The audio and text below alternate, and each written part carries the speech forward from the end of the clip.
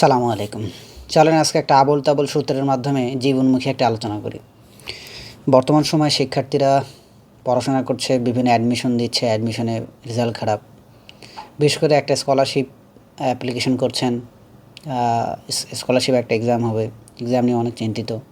হাজার হাজার শিক্ষার্থী পরীক্ষা দেবে, এর মধ্য থেকে নেবে 100 জন, তার মধ্যে আবার এমবিবিএসের আলাদা কোটা আছে, তো সেক্ষেত্রে প্যারায় থাকে। আমি আজকে যে আলোচনাটা করব, এই আলোচনাটা একজন সিনিয়র ভাইয়ের কাছ থেকে শেখা। যখন মেডিকেল প্রিপারেশন নিচ্ছিলাম, রেটিনার এক ভাই এই সুন্দর একটা সূত্র দিয়ে সুন্দর একটা জীবনমুখী আলোচনা করেছিলেন। চলেন আজকে আমরা এই সূত্রটাই আলোচনা করব, ভাইয়ের দেওয়া সূত্রটাই।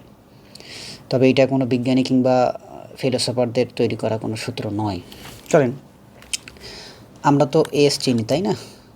আমরা একটা সূত্র ধরে নিচ্ছি ভাইয়ের কথা অনুযায়ী, এস ইজ প্রপোর্শনাল টু ই। তাহলে এসতে কী বোঝায় আসলে? এস মানে হচ্ছে সাকসেস, ঠিক আছে?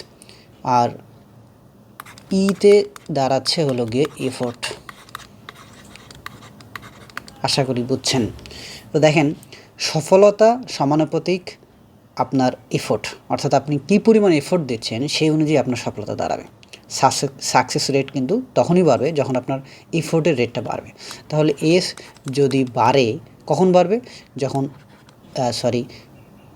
ই যখন আপনার বাড়বে, ঠিক আছে? তাহলে আমরা ধরে নিলাম, তা আমরা তো ইন্টারমিডিয়েট টাইমে অনেক সূত্র দাঁড় করাইছি না?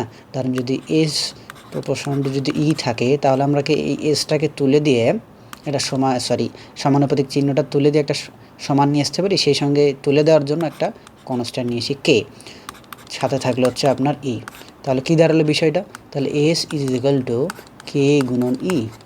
এখন আসেন, দুই ধরনের আলোচনা হবে। প্রথম আলোচনাটা যদি আমরা করি, তাহলে এসের মান কে গুণন ই একটা, আর একটা হচ্ছে এস সমানুপাতিক ই। তাহলে এখানে ই মানে আপনার বাড়তেছে, আপনার সাকসেস রেটও বাড়তেছে। কিন্তু এখানে যখন আমরা সূত্রটা দাঁড় করাইলাম, তখন একটা কনস্ট্যান্ট চলে আসছে। এখন ধরেন আপনার লাইফে আপনি সফলতা চাচ্ছেন, তো আপনি এফোর্ট দিয়েছেন হচ্ছে গিয়ে 10%।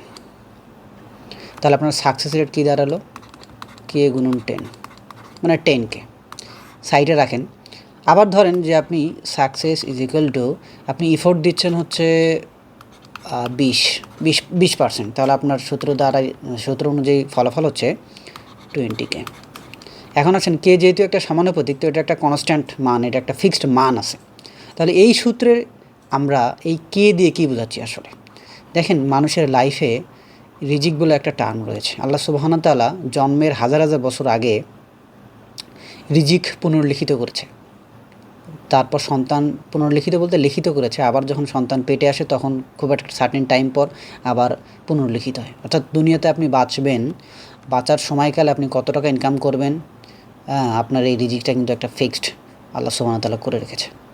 এখন আপনি কোনো একটা এক্সামে, কোনো একটা অ্যাডমিশনে প্রচুর কষ্ট করেন, কষ্ট করে কী দাঁড়ায় যে সাকসেস রেট 0। এফোর্ট কিন্তু আপনি ঠিকই ধরেন যে আপনি 50 দিচ্ছেন।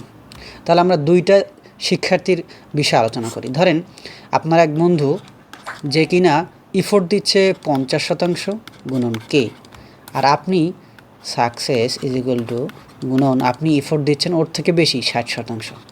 কিন্তু এই ছেলেটাই 50% যে এফোর্ট দিচ্ছে, যে ছেলেটা, এই ছেলেটাই অ্যাডমিশন কিংবা সব জায়গায় সফল হচ্ছে। কিন্তু আপনি ওর থেকে বেশি এফোর্ট দেওয়ার অনেক চেষ্টা করছেন, পড়াশোনা করছেন, রাত দিন 24 ঘন্টা একাকার, তারপরে আপনার এফোর্ট বেশি দেওয়ার কারণেও বা দেওয়ার পরেও আপনার সাকসেস রেট নেই, অর্থাৎ আপনি কোথাও চান্স পাচ্ছেন না কিংবা আপনার সফলতা নাই। বিষয়টা তাই দাঁড়ালো। তো তাহলে আসলে এখানে তাহলে মেইন ফ্যাক্টর কোনটা? মেইন ফ্যাক্টর কিন্তু এই কনস্ট্যান্টটা, এই কেটা হচ্ছে কি ফ্যাক্টর হিসেবে এখানে দাঁড়ায় গেছে। দেখেন, বিষয়টা একটু ক্লিয়ার করি। এই কেটাকে আমরা তাহলে কী হিসেবে সম্বোধন করব? এটা কি একটা প্রকৃতির মান? ন্যাচারালি আসবে না। দেখেন, যারা ইসলাম ধর্মে বিশ্বাসী, যারা ধর্মকর্ম পালন করে, তারা এই কের উপর একটা বিশ্বাস আছে। দেখেন, এই কেটাকে যদি আমরা বিবেচনা করি, আল্লাহ সুবহানাহু ওয়া তাআলার পক্ষ থেকে একটা গ্রিন সিগন্যাল। এই গ্রিন সিগন্যালে যদি আপনি ধরেন যে ছেলেটা 50% এফোর্ট দিয়েছে, ওর কের মানটা যদি আমরা 5 ধরি, তাহলে কত দাঁড়াইলো? 5 5 25, 250। আর আপনি ধর্মকর্ম বিশ্বাস তেমন একটা করেন না, ইসলাম ধর্মে বিশ্বাসী হওয়ার পরেও, তারপরে হচ্ছে গিয়ে আপনার আল্লাহ আপনার পক্ষে যে গ্রিন সিগন্যাল, যে রিজিক বারাকা যেটা ছিল সেটাও কম, তাহলে আপনার ধরে নিলাম হচ্ছে আমরা হলো এস ইজ ইকুয়াল টু কে এর মানটা ধরে নিলাম 2, ওর থেকে কম, আর এখানে আপনি 60 দিলেন, তাহলে আপনার কত আসলো? 120 আসলো। এই ছেলেটার দিকে দেখেন, সে পাইলো কত? 250, আপনি কত পেলেন? 120। তাহলে এখানে টার্মটা বুঝতে পারছেন কি? এই টার্মটাই হচ্ছে গেলে কে, এই কনস্ট্যান্ট মানটাই কিন্তু আপনার লাইফের সফলতাটাকে নির্ধারণ করে দিচ্ছেন। আপনি ইফোর্ট বেশি দিচ্ছেন কিন্তু আপনার এই কনস্ট্যান্ট মানটা কমে যাচ্ছে। এটাও একটা রিজিক, এটা একটা গ্রিন সিগন্যাল। এই জন্য আপনাকে বিশ্বাস রাখতে হবে, ধর্মকর্ম ছাড়া লাইফ অচল। এটা শুধুমাত্র ইসলাম ধর্ম বলে তাই না, হিন্দু থেকে শুরু করে সব ধর্ম। ওই ছেলেটা উত্তম যে ছেলেটা উপাসনালয়ে গিয়ে ধর্ম চর্চা করে, তার থেকে না, বরঞ্চ যে উপাসনালয়ে গিয়ে ধর্ম চর্চা করে ওই ছেলেটা উত্তম, যে করে না। তা চেষ্টা করবেন এই খেয়ের বিষয়টাকে মাথায় রাখতে। এই কনস্ট্যান্টটা আপনার লাইফে বিশাল বড় একটা ফারাক তৈরি করে দেয়, যাতে করে আপনার মান ওঠানামা করবে, কখনো বাড়বে কখনো কমবে। বিষয়টা হলো এটাই। তো লাইফে স্ট্রাগল করতে শিখতে হবে, ইফোর্ট বাড়ান, সমস্যা নেই। এখন অনেক সময় দেখা যায় কি যে একটা ছেলে এত ইফোর্ট দিয়েছে, এর কনস্ট্যান্ট মান, এই কনস্ট্যান্ট মান বেশি পাওয়ার পরেও এর ইফোর্টটা ধরেন যে 100 হয়ে গেছে, 100 হতে তার মান ভালো হয়েছে, সে চান্স পেয়ে গেলো কোথাও বা সফল হয়ে গেল। তো আমরা আজকে ছোট্ট একটা আলোচনার সারমর্ম দাঁড় করাতে পারি যে লাইফে সর্বোচ্চ প্রচেষ্টা দেওয়ার পরেও সফলতা না আসলে ধরে নিতে হবে সেই জায়গায় আপনার রিজিক নাই। এটাই বাস্তবতা।